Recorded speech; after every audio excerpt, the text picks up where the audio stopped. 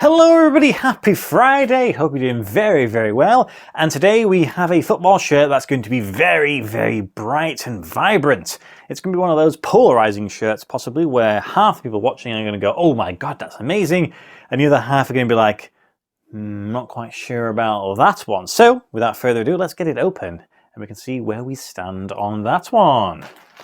It has come a long way to get here, so hopefully it's the right one, or else I am going to be, well, I don't want to do, to be honest, because it's going to be a long way to travel back. So here it is. So there's a shirt. Hasn't really given much away there. At the moment, it doesn't look necessarily too crazy, does it? So let's see how it goes. Is there anything else in here? Doesn't feel like it. Oh, there's a tag though, which is huge. Check out that. Right then, so rear of the shirt. Okay. So it's predominantly black, mainly where you put your name, set, and number. But you're starting to see something a little bit at the bottom. If I get a little bit closer, maybe to see what's going on. Some almost new age styling there, which is quite ironic because it's actually in tribute for something that's not new age. In fact, it's an old sort of living lifestyle sort of thing. Let's bring it around to the front.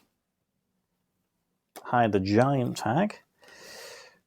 Ooh, okay then. Ooh, that's a little bit more bright, bold, and almost garish, isn't it, I suppose? So we've got these concentric circles coming from the center, and it's coming out with all these interesting patterns and colors.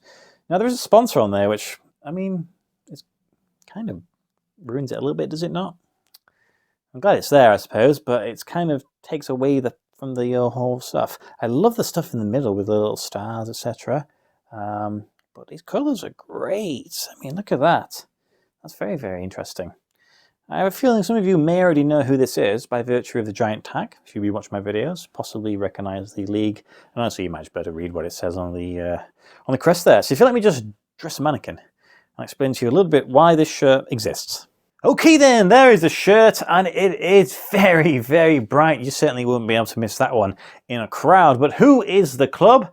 Well, it is a Brisbane Roar. Yes, it is Brisbane Roar, and this is their Indigenous style football shirt for the current campaign 2023-2024. I bought this one directly from their club store, and yeah, it was about £57 for the purchase, so not that crazy price, though the shipping was £19, which makes sense when you realise where this has come from. So the club is based in Brisbane, which of course is a city in Australia. Yes, it's come all the way from the other side of the world. £19 shipping. If you're going to pay a lot for shipping, I understand if it's coming from Australia there. It is a limited shirt, obviously. They're all limited shirts that I seem to buy, and they sold out pretty promptly, to be honest. So right now, you certainly can't buy it from the retailer. You have to find somewhere on the sort of second-hand market there. When I first saw it go for sale, I thought, you know what, I'm going to have to try and grab this one. But with it being in Australia, there's always going to be a chance that they just weren't able to ship to the UK. So the club was founded in 1957 as the Queensland Lions. So they've had a few name changes over the years, and they've obviously settled on Brisbane Roar there. They play in the A-League, which is the top division in Australia, and it's about halfway through at the time of recording at least. And they find themselves towards the sort of bottom half of the league. Last season they finished about 8th out of 12 teams, so again, bottom half of the league. So right now they're not particularly doing anything spectacular. However, historically though, they are one of the most successful teams in Australia. They have won 3 league titles, which is what it suggests above the crest there. And do you know who was manager for at least 2 of those? It was Ange Postecoglou. Yes, the manager who you're probably more familiar with now that he is at the helm of Spurs. He was a manager there. Not only did they do the double with him, they also went unbeaten for 36 games in the league, which is still a league record. So he's been doing it for a while. And in club, well, it seems like they've been successful, but it's been quite a while ago. So who knows what will happen for them in the future. When it comes to the shirt, it's a New Balance shirt. I don't have too many of those. I think I showed the Emelec in one of the most recent videos I did with the Ecuadorian team. I would like to add a few more. They don't seem to do much in the UK, but when I'm getting stuff from the rest of the world, this is my chance, I suppose. The design, it's a Indigenous theme. That's what they've gone for. It's taken all sort of little symbols and stuff from the area. I don't necessarily know if it means anything specific. It's just taken inspiration from it. I think at the bottom there is, I presume that's Queensland, what it's showing with regards to the map there. I don't think that's the entirety of Australia. So that's pretty cool to see that.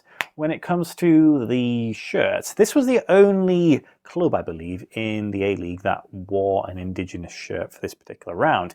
I think in the rest of the other sports in Australia, they try to do a little bit better, but in football, I think it's a little bit lacking. At least that's what I read.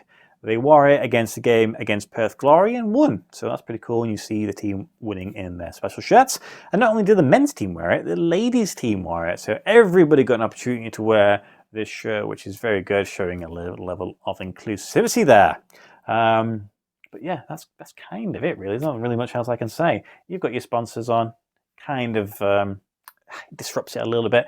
Everything is screen printed, which kind of makes sense. It's a very intricate pattern there. I mean, to have it all sort of, I don't know, embossed or whatever would be, the price would have to go up. The only thing that isn't is the crest, which is embroidered, and also that little star above there with the number 3. That's kind of just sort of transferred on there. If you're interested in getting any of their shirts, you can still buy from the same place I did. Obviously, you just can't buy this shirt. The home shirt's pretty cool. It's orange and it's got like an interesting design going on. That one may be one for you. I think they're away shirts. I think I have the same styling, but I just like orange as a colour. So I don't know how many teams I've got from this league.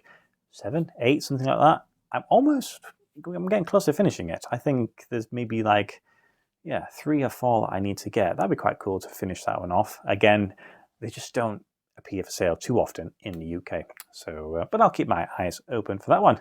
So let me know, what do you think? Is it too out there, or is it one of those great shirts where, it's nice to see clubs paying tribute to history of just the area and I suppose of the country? I have a few clubs that have done that now from varying places in the world, and obviously they've got their own sort of way of showing those sort of efforts and tributes. Smart. I like it. I like a shirt that has some meaning towards it at the very least. Anyway, that is it for this week. Next week, I'm looking at the shirts above me, and I have still a good amount to go. Yeah, I don't know which ones I'm going to go for. Possibly one. I think I've certainly had one there since middle of last year. I need to get it open because it always found itself at the bottom of the pile. I'm going to get that one done, and then we'll see what happens for the rest. So that's always, really. Thank you as always for watching my videos. Hope you have a great weekend ahead, and I'll see you next week. Goodbye.